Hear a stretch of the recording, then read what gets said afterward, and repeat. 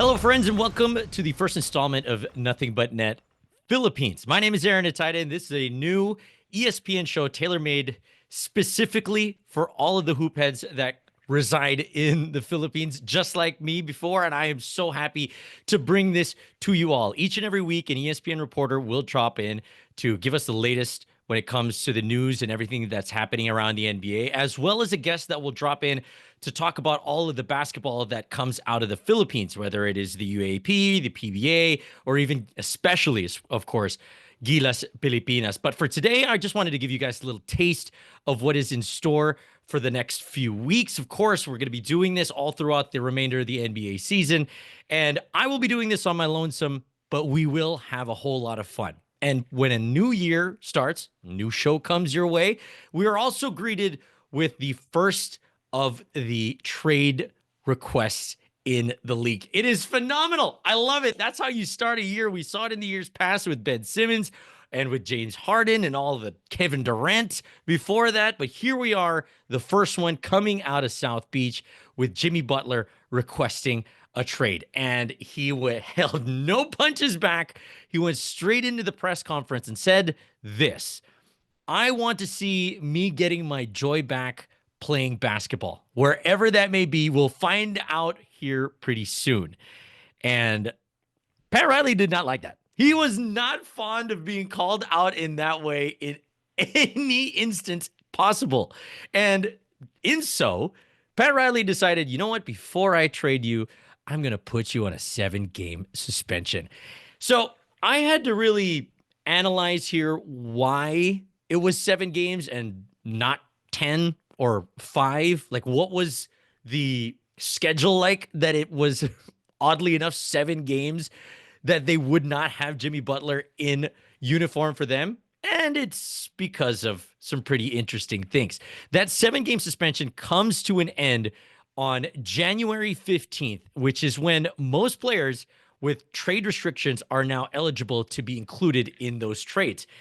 This also gives Pat Riley a lot of wiggle room here. I know that the reports coming from our friends like Brian Windhorst is that they don't like the hand that they have, but this is the best way that they can keep the cards positive on their end, and that is to avoid Jimmy Butler getting injured unnecessarily.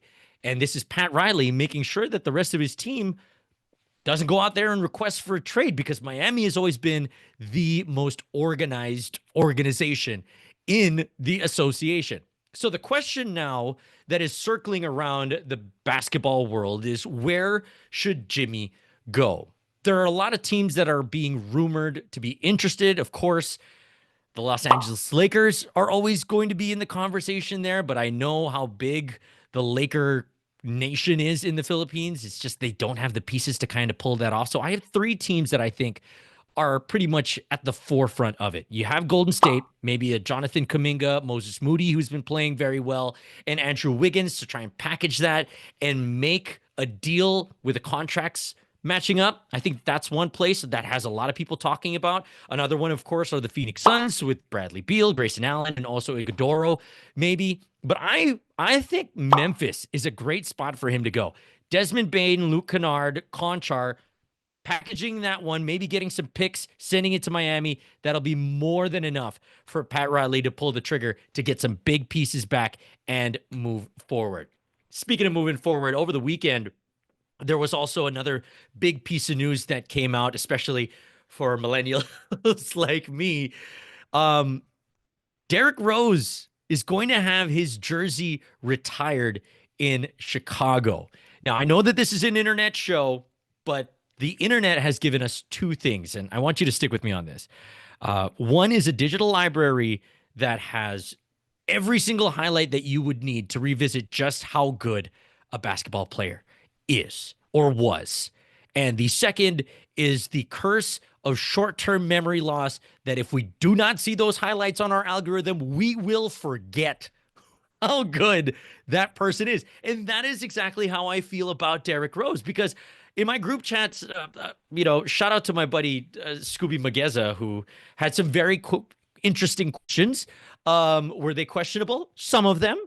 One of them was he even really that good? And yes, he was. Let's not mince words here. Derrick Rose was amazing. Uh, are we overhyping him? No, we are not. I will get to the reasons why in just a little bit. And is this all for clout? Absolutely, it is. Retiring someone's jersey in the NBA or anywhere really is all about getting clout. Clout for the player, clout for your team that he was on your team, and just a way to bring all your fans together to cheer for a time that was unlike any other for your franchise. Now, when I talk about Derrick Rose, I think about the 3-year run that he had, and in his second, third, and fourth year in the league, where in that third year he won the MVP, and he had this dunk on Goran Dragic that still gives me night terrors every now and then.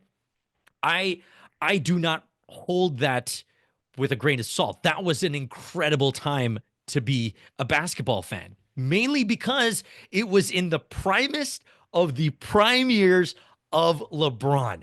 And that alone is enough to hang his jersey in pretty much any building in Chicago. Now, the question is he a Hall of Famer?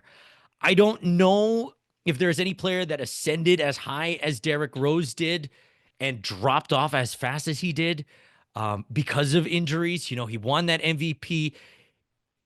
You can talk to about players like Penny Hardaway and Grant Hill, Brandon Roy, players that had the same thing. They weren't getting anywhere near an MVP vote, but Derrick Rose did. And that's why millennials will hold him very close to us, because we felt that LeBron was finally human. Only he and Steph Curry were able to do that. So we have to really give him his respect for that. Is he a Hall of Famer? Eventually, but the potential of where he could have been in the Hall, oh, that would have just been insane if he was able to just stay healthy all throughout. Now, one last shot before I go. And ever since I moved to the States and joined ESPN, I always felt that it was my job, and really a lot of people asked me about it, on our love and our dedication, the way that we look at the sport, that basketball is a religion for us. And a major roadblock on trying to explain that is to put a face to Philippine basketball. So I just couldn't come up with one on a normal basis. But that's not necessarily a bad thing. There was a time in the world where it was so easy to pick a face for Philippine basketball to represent it all. But the current state of the game for the Filipinos, it's getting harder to be definitive with it. Of course, the Junmar Fajardo era, which we are in right now, the Jason Castro, Jimmy Alapag, and the Gilas Pilipinas team that took the mantle and really were the face of Philippine basketball for quite some time, and even before that with James Yap, Mark Agiwa. But the difference now is that the best of the best hoopers that come out of the Philippines no longer play in one league. So specifically the PBA. So it's so hard to pick just one or even two to do that, because the Philippines and their basketball players are playing on a global level now.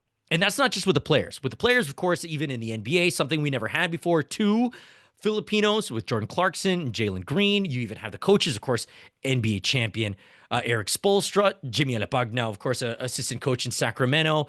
And even within Asia, the best of the best players that are there coming out of the Philippines are spread across, whether it's in Korea or in Japan with, you have players like Kai Soto, Kiefer, and 30 Ravenna, whether it be Kevin Kimbao now, who's showcasing it all over Asia.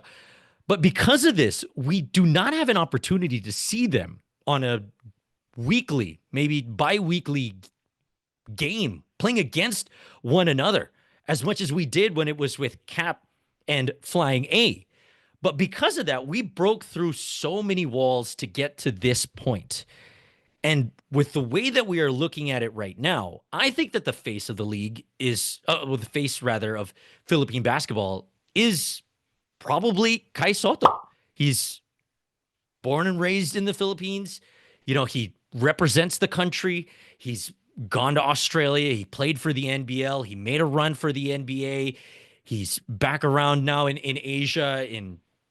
Now he's injured, but of course he will still be the first name that comes to mind for all of this. Now, moving forward, the next wall that we're going to break through, whether it will be with Kai or someone in the future, will be the one that we can attach that face to the love that we have in front of the eyes of the rest of the world and ours as well. But if someone were to ask you, who is the face of Philippine basketball, who would you say?